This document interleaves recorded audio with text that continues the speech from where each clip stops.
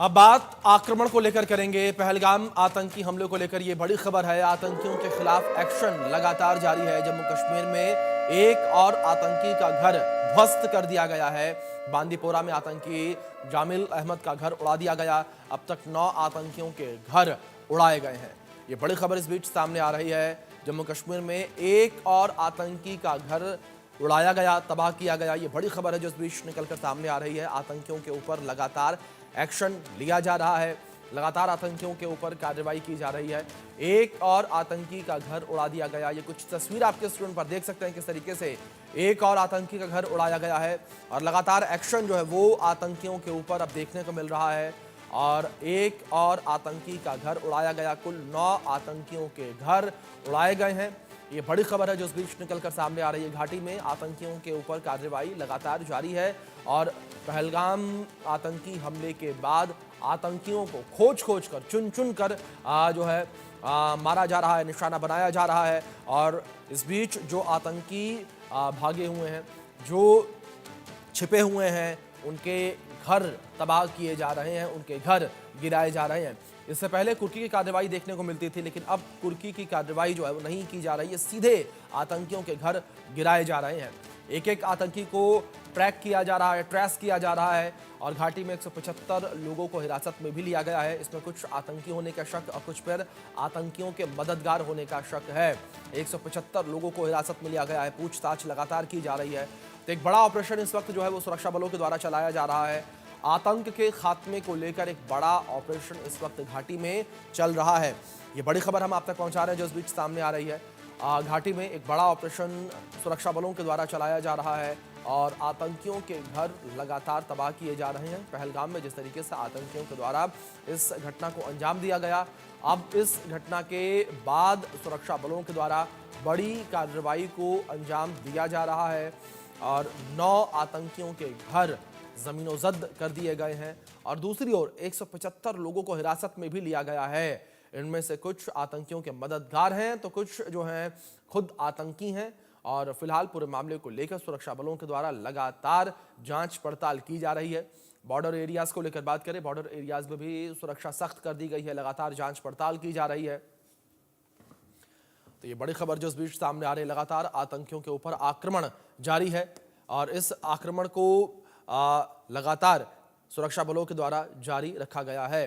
इस बीच हमारे वरिष्ठ सहयोगी अजय जांडियाल जुड़ गए हैं, रुक करेंगे उनका सीधे तमाम अपडेट्स के लिए। अजय, जिस तरीके से लगातार घाटी में इस वक्त आतंकियों के खात्मे को लेकर अभियान चलाया जा रहा है, 9वें आतंकी का भी घर गिराया गया, और क्या कुछ इंफॉर्मेशन आपके पास? देखिए, मैं आपको बताऊं अभिषेक, अभी तक जो आंकड़ा है अब ये 10 का हो चुका है। 10 आतंकियों के घरों को जो है वो जमींदोज कर दिया गया है। ये वो आतंकी हैं जो या तो कश्मीर में एक्टिव है या फिर पाकिस्तान में बैठकर भारत के खिलाफ जम्मू कश्मीर में आतंकी गतिविधियों को अंजाम देने के लिए अपने नेटवर्क और अपनी प्लानिंग जो है उसका इस्तेमाल कर रहे हैं। और एक लगभग 150 से ज्यादा लोगों की गिरफ्तारियां हुई हैं। यूएपीए के तहत इनको जो है मामले इन पे दर्ज किए गए हैं। दरअसल इस पूरे नेटवर्क को उखाड़ फेंकना बेहद जरूरी है, क्योंकि जम्मू कश्मीर की अगर बात करें तो जम्मू कश्मीर में जो भी आतंकी सक्रिय हैं, इन आतंकियों के कब्जे में जो असला है वो बेसिकली उसी की मदद से ये जो है टारगेट किलिंग और तमाम चीजों को अंजाम दे रहे हैं। खासतौर पे जो टेरर एसोसिएट्स हैं, ओवरग्राउंड वर्कर्स हैं, ये एक बड़ी जो है वो थ्रेट इसलिए बने हुए हैं क्योंकि ये आतंकियों को तमाम मदद जो है वो देते हैं। चाहे उनको रुकने के लिए मदद चाहिए, चाहे उनको एक जगह से दूसरी जगह ट्रेवल करना है, हथियार पहुंचाने हैं, ये तमाम जो चीजें हैं इसको लेकर जो है इनको मदद दी जाती है। और इस पूरे आतंक के नेटवर्क को चलने के लिए ये ओवरग्राउंड वर्कर का नेटवर्क जो है वो काम करता है पैसे के लालच में। तो ऐसे में एक बड़ी कार्रवाई जो है वो शुरू हुई है और गृह मंत्री अमित शाह के दौरे के बाद जब एसजी मनोज सिन्हा ने एक बैठक की थी तो उसमें साफ कर दिया गया था कि आतंक के नेटवर्क को उखाड़ फेंकने के लिए बड़े जोर शोर से जो है काम करना होगा। और पूरा जो इलाका है जम्मू कश्मीर का, अगर इसको शांत करना है, शांत रखना है, तो यकीनन तमाम आतंकी नेटवर्क जो है उखाड़ फेंकने होंगे। जी अजय, दूसरी ओर जिस तरीके से ये भी अपडेट्स निकल कर सामने आ रही है घाटी से, 175 लोगों को हिरासत में लिया गया है। इन 175 लोगों को जो हिरासत में लिया गया, क्या किस तरीके से पूरे मामले को लेकर कार्रवाई इस वक्त जारी है? क्योंकि लगातार ये कहा जा रहा है कि इन 175 लोगों में कुछ तो आतंकी हैं और कुछ आतंकियों के मददगार हैं।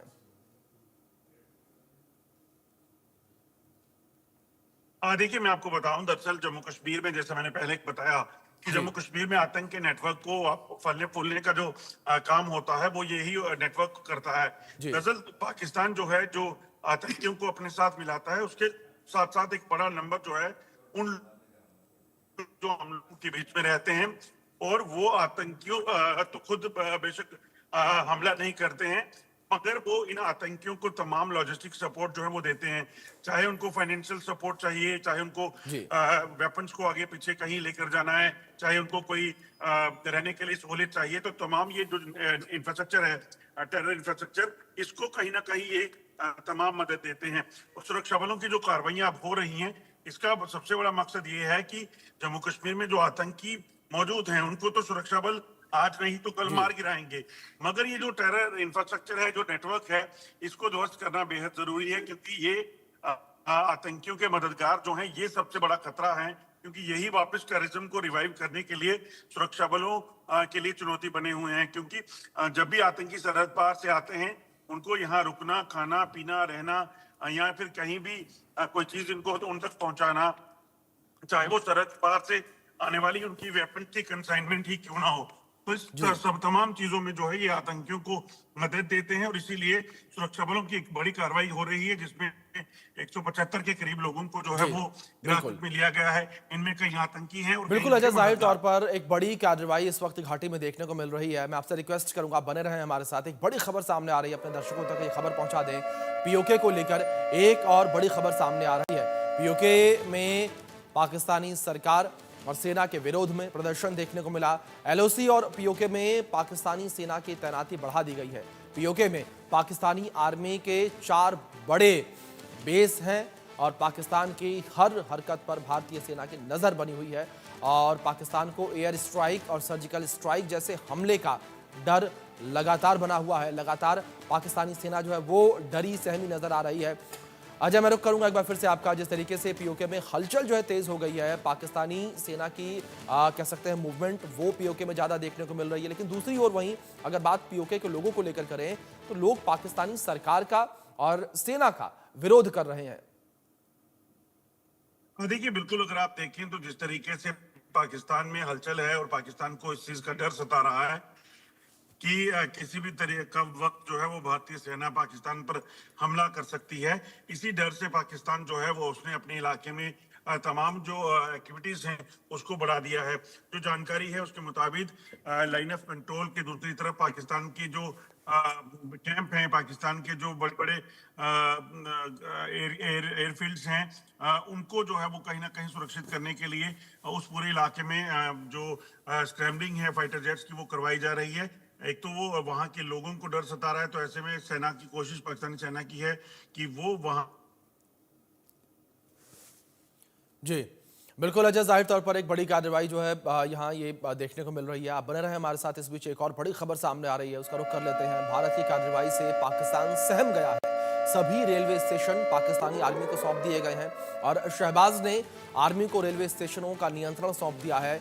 पाकिस्तानी रेलवे का सामान अब पाकिस्तान सशस्त्र बलों के अधीन होगा और पाकिस्तान के रेल मंत्री हनीफ अब्बासी ने यह ऐलान किया है। पाकिस्तान रेलवे का सारा सामान अब पाकिस्तानी सशस्त्र बलों के अधीन होगा और अब हमारी रसद पाकिस्तानी सशस्त्र बलों के नियंत्रण में है। अब टैंक, भारी हथियार और तोपें ले जाने के लिए रेलवे का उपयोग कर सकते हैं। ये बड़ी खबर इस बीच सामने आ रही है और बयान किस तरीके से सामने आया है पाकिस्तानी मंत्री का, वो सुनिए आप। असल में जो निशाना जो है वो हमारा जो है ये इंडस वाटर ट्रीटी निशाना है हमारा, और पहलगाम जो है वो बहाना है। निशाना जो है वो हमारा इंडस ट्रीटी है, जिसके ऊपर 2016 में मोदी ने बात की, 2019 में भी मोदी ने बात की, पाकिस्तान का पानी बंद करने की बात की। तो इसमें जो फिक्रा मैंने निकाला है कि इंडस वाटर ट्रीटी जो है वो निशाना है और पहलगाम जो है वो बहाना है। उसको बहाना बनाकर ये उसको ख़त्म करने के दर पे हैं और ख़त्म करने की कह रहे हैं कि हम ख़त्म कर देंगे, पानी बंद कर देंगे। मैं सिर्फ इतनी बात कहूँगा कि आप हमारा पानी बंद करेंगे, हम आपका सांस बंद कर देंगे। मैं एक वफाकी वज़ीर की हैसियत से कहता हूँ और एक ज़िम्मेदार की हैसियत से कहता हूँ कि आप हमारी नेशनल सिक्योरिटी काउंसिल जो फैसला किया है, ये पूरी पाकिस्तानी कौम की तर्जुमानी है। दिलेरी के साथ चीफ एग्जीक्यूटिव ने, कमांडर इन चीफ ने, मुसलमानों की, पाकिस्तानियों की, जिसके सारे लोग शामिल हैं, जिसमें ईसाई भी हैं, हिंदू भी हैं, सिख भी हैं जो पाकिस्तान के अंदर रहते हैं, सबकी तर्जुमानी की है।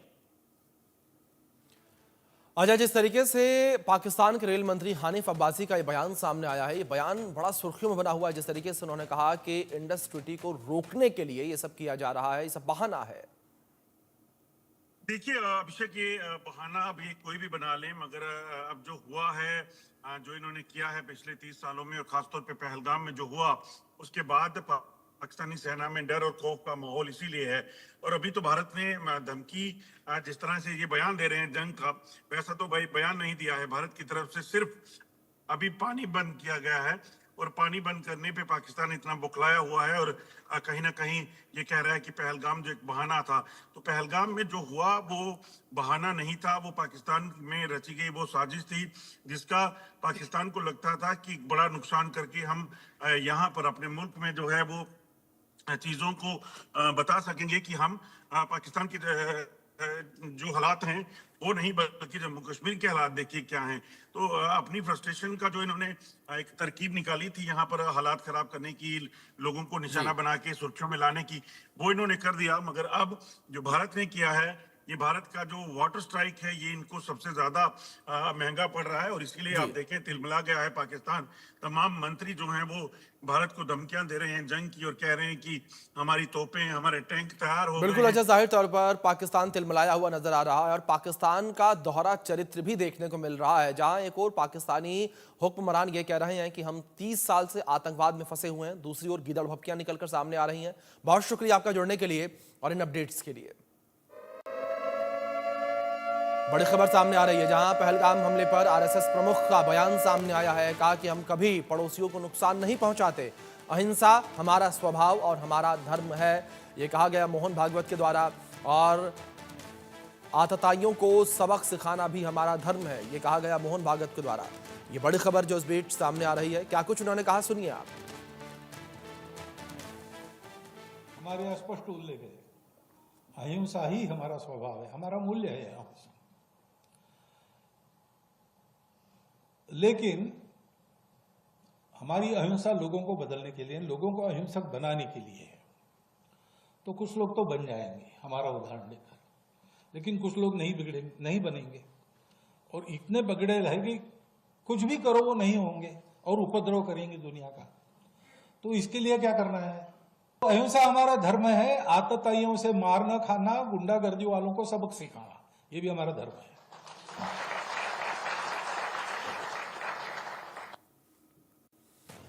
तो वहीं पाकिस्तान ने एक बार फिर से सीज फायर का उल्लंघन कर दिया है। देर रात पाकिस्तानी सैनिकों ने फायरिंग की है और लीपा घाटी में पाकिस्तान की ओर से फायरिंग की गई। भारतीय सैनिकों ने मुंह तोड़ जवाब पाकिस्तानी सैनिकों को दिया। पाकिस्तान को मुंह तोड़ जवाब भारतीय सैनिकों के द्वारा दिया गया।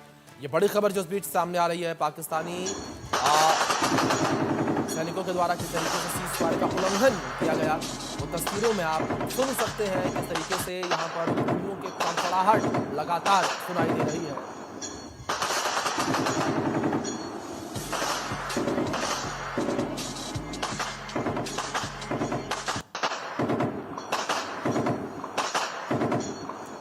ये तस्वीरें हैं सीज फायर उल्लंघन की। आप देख सकते हैं किस तरीके से गोलियों की तड़तड़ाहट सुनाई दे रही है, जहां एक और पाकिस्तान की तरफ से सीज फायर का उल्लंघन किया गया। इसके बाद भारतीय सेना ने मुंह तोड़ जवाब पाकिस्तान को दिया। इसी विषय पर हमारे सहयोगी अजय जांजाल की खास रिपोर्ट में किया।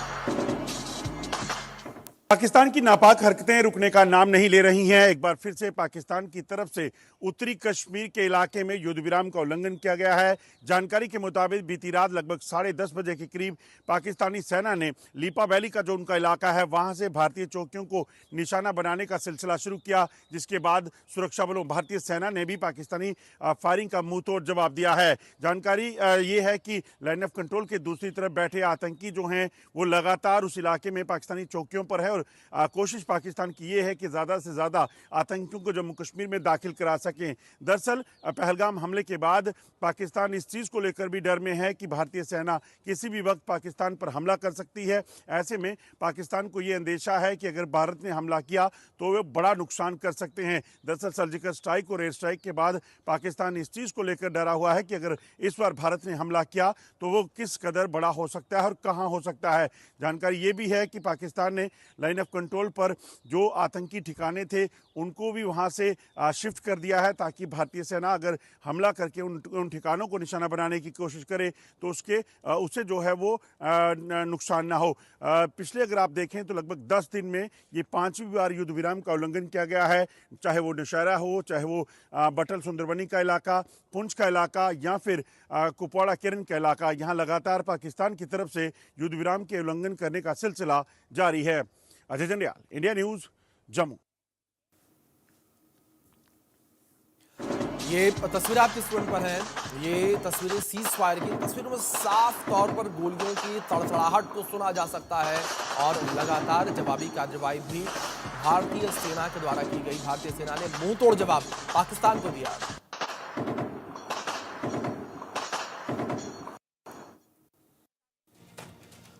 पहलगाम में जिस तरह से हिंदुओं का कत्लेआम हुआ उसके बाद से देश भर में गुस्सा है। पाकिस्तान को सबक सिखाने की बात हो रही है, क्योंकि ये सब जानते हैं कि जो पहलगाम में हुआ उसके लिए पाकिस्तान जिम्मेदार है। पहलगाम के पिचाशों को एक एक करके सुनिए। मोदी ने और उनकी हुकूमत ने ऐलान किया कि अब वो ये मुआहिदा नहीं मानते, और मैं सखर में इसी सिंधु दरिया के साथ खड़े होके भारत को कहना चाहूंगा कि सिंधु हमारा है और सिंधु हमारा रहेगा। या इस दरिया से हमारा पानी बहेगा या उनका खून बहेगा।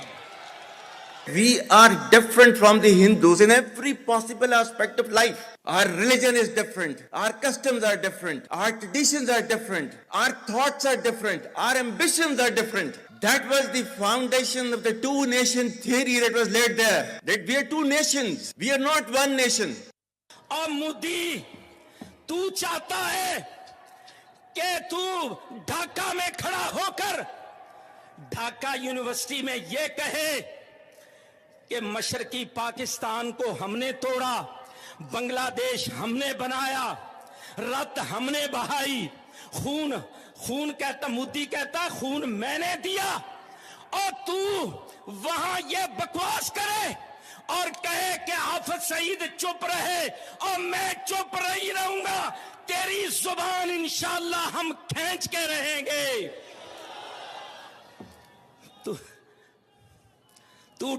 तू दबाव डाल रहा है इस्लामाबाद पर। हाफिज सईद क्यों बोलता है? और तू बोलेगा तो हम बोलेंगे इंशाअल्लाह। तू कहेगा कि पाकिस्तान का पानी रोकेंगे, कश्मीर के अंदर डैम बना के तुम पाकिस्तान के पानी को रोकोगे, पाकिस्तान की ज़राअत सनत का खात्मा करके, पाकिस्तान की मईशत तबाह करके, सी पैक के मंसूबे नाकाम करने के लिए तू बड़के मारेगा और तू चाहेगा हम चुप रहे। सुन, अगर तू पानी बंद करेगा इंशाअल्लाह हम तेरी सांस बंद करेंगे, इन दरियाओं में फिर खून बहेगा। बिलावल भुट्टो, इशाक डार, हाफिज सईद, असीम मुनीर, ख्वाजा आसिफ, ये कट्टरपंथ के कोबरा हैं जो सिर्फ और सिर्फ आतंक का जहर उगलना जानते हैं। पहलगाम हमले के बाद भारत के एक्शन से ये कोबरा छटपटा रहे हैं। जैसे भारत ने इनकी पूंछ पर पैर रख दिया हो, ये कोबरा अपना जहरीला फन उठा रहे हैं और गीदड़ भभकी दे रहे हैं। लेकिन भारत बेहद जल्द इन कोबरा का जहरीला फन कुचलने वाला है। या इस दरिया से हमारा पानी बहेगा या उनका खून बहेगा। आतंकवाद का जहर, पाक पर टूटेगा कहर।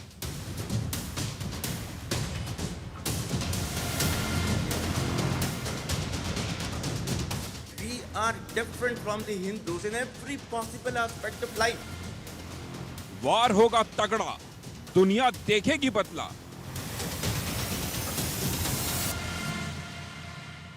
ये टिट फॉर टैट होगा अगर हमारे शहरों में हमारे सिटीजन्स जो हैं वो महफूज ना हुए।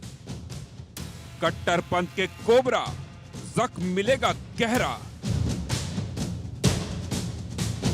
ये पाकिस्तान के वो जहरीले नाग हैं जिनकी रगों में सिर्फ और सिर्फ जहर दौड़ता है। ये जब बोलते हैं, मुंह खोलते हैं तो सिर्फ और सिर्फ जहर उगलते हैं। पहले इनके पाले आतंकियों ने जम्मू कश्मीर के पहलगाम में मासूम पर्यटकों का खून बहाया और अब ये कोबरा अपना फन दिखा रहे हैं, जहर उगल रहे हैं, गीदड़ भभकी दे रहे हैं। भारत ने सिंधु नदी का पानी रोक दिया तो पाकिस्तान तिलमिला उठा और अब इसी पर कोबरा बिलावल भुट्टो ने जहर उगला है। पाकिस्तान के पूर्व विदेश मंत्री बिलावल भुट्टो ने भारत के खिलाफ भड़काऊ भाषण दिया।